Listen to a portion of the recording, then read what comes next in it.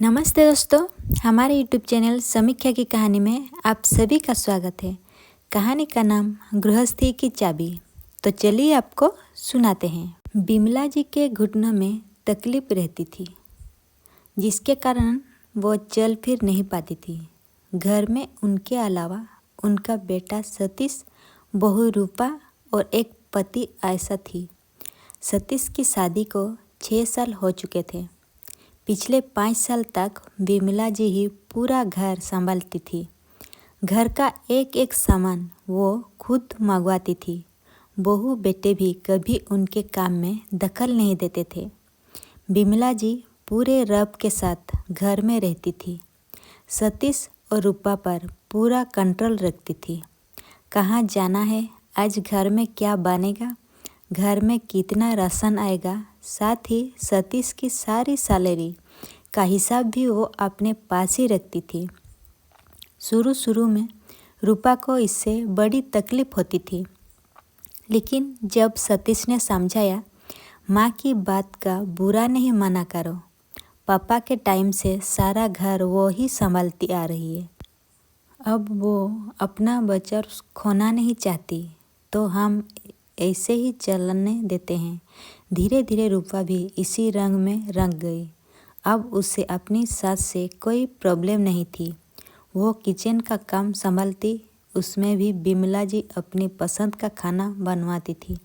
कुछ दिन बाद रूपा अपने आप को फ्री मानने लगी कि सारी जिम्मेदारी तो माँ जी उठा ही रही है। लेकिन अभी 1 साल पहले उनकी अचानक तबीयत खराब हो गई। 1 महीने तक बिस्तर पर पड़ी रही। अगला महीना शुरू हुआ तो हर बार की तरह सतीश अपनी सैलरी लेकर माँ के पास गया।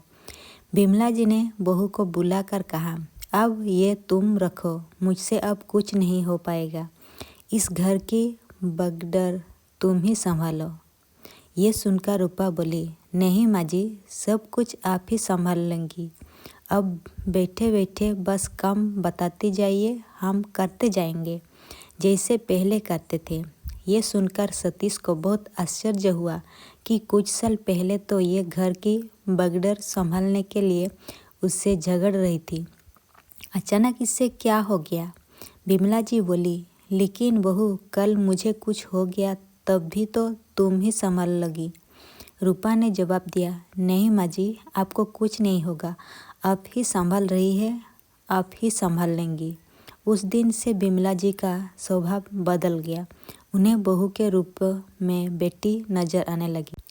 पहले वो सारा कुछ अपने हाथ में इसलिए रखना चाहती थी कि कहीं मेरे बेटे बहू मेरे ऊपर जुल्म न करने लगे, कहीं बेटा आँखें बदल ले, कहीं मुझे घर से ना निकल दे। रूपा पहले ही की तरह ही माँ जी की पसंद की सब्जी बनाती थी। घर का सामान वो खुद लेने जाती, लेकिन आकर एक एक पैसे का हिसाब अपनी सास को देती और बाकी बचे पैसे भी उन्हें दे देती थी। एक दिन रूपा अपने पियर गई थी। सतीश अपने ऑफिस जा चुका था। शाम को दोनों वापस आ गए। तब बिमला जी ने दोनों को अपने कमरे में बुलाया। बेटा, मैंने आज वकील को बुलाकर अपनी वसीयत कर दी है।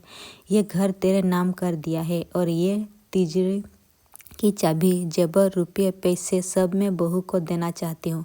तभी रूपा बोली, माँ जी, इसकी क्या ज़रूरत है, आप ही संभालिए सब।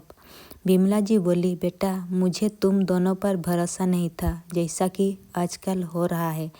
बुजुर्गों के साथ बुरा सलूक किया जा रहा है। मैं उससे डर गई थी, लेकिन अब मुझे तुम दोनों पर विश्वास है, इसीलिए मैं ये सब तुम्हें सौंप देना चाहती हूँ। अगले दिन से रूपा सब कुछ संभालने लगी।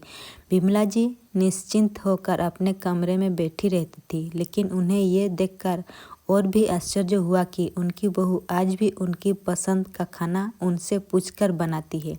अगर दोनों कपड़े खरीदने जाते हैं तो पहले साड़ी अपनी सास के लिए लेती थी। रूपा को अब तक आदत पड़ चुकी थी कि वो सारा काम माँ जी से पूछकर करे।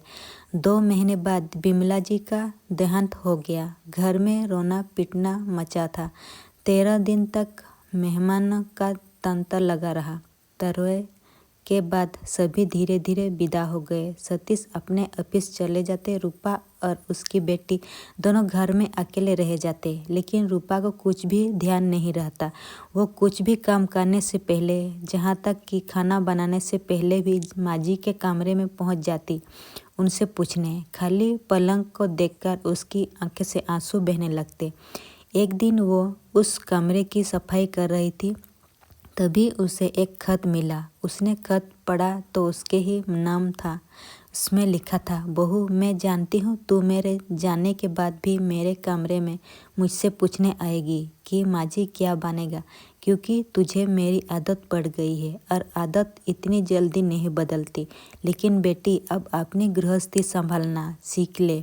अपने तरीके से अपनी गृहस्थी चला। हमारा समय और था, तुम्हारा समय और है।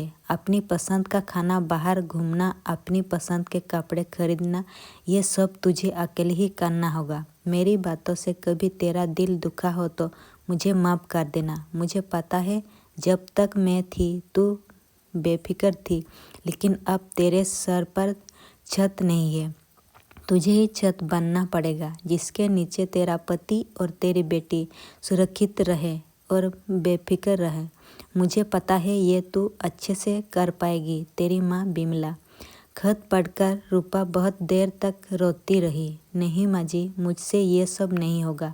मुझे बाकी ऐसा ही लग रहा है जैसे मेरे सिर पर छत नहीं है और मैं खुले आसमान के नीचे हूँ, जहाँ बारिश, आंधी, तूफान सब आएगा। खत को कई बार पढ़ने के बाद रूपा ने उसे सहज कर रख लिया। कुछ ही दिनों में एक माँ की तरह पूरा घर संभालने लगी। जब भी उसे कोई परेशानी होती वो उस खत को निकल कर पढ़ती और ढूंढता से डट कर हर मुश्किल का सामना करती। रूपा को हर समय लगता था कि बिमला जी अब भी उसके साथ खड़ी है। तो दोस्तों, कहानी अगर अच्छी लगी हो तो वीडियो को लाइक कीजिए और चैनल को सब्सक्राइब कीजिए। साथों साथ बेल आइकन को प्रेस कर दीजिए। मिलती हूँ मैं अगली बार इसी तरह एक नई कहानी के साथ। Thank you.